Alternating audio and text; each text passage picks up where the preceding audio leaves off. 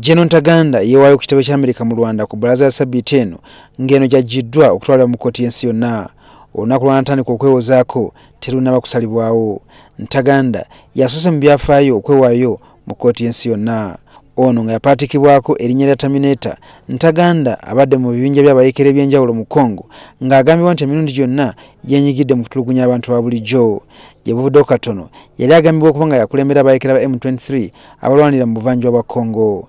Ntaganda emisango egimuvunaanibwa yagiza wakati wa 2022 ne 2023. Mu gino mulimu okuyingiza abaana bato mu buyeekera, obutemu, okukwata abakazi ssaako okuyisa abantu ng'abaddu. Kigambibwa nti ono yatta abantu abali eyo mu lunaana. Minisita wa Rwanda avunaanyizibwa ku nsonga ez'ebweru Louis Mushikiwabo mu bubaka bw'ayisiza ku mukutu gwa Twitter akasizza nga Ntaganda bw'aggiddwa e Rwanda n'atwalibwa mu kkooti y'ensi yonna. Ntaganda asuubira okusooka okwekebejjebwa okuzuula obulungi embeera y'obulamu bwe nga tannaba gasimbagana n'abalamuzi.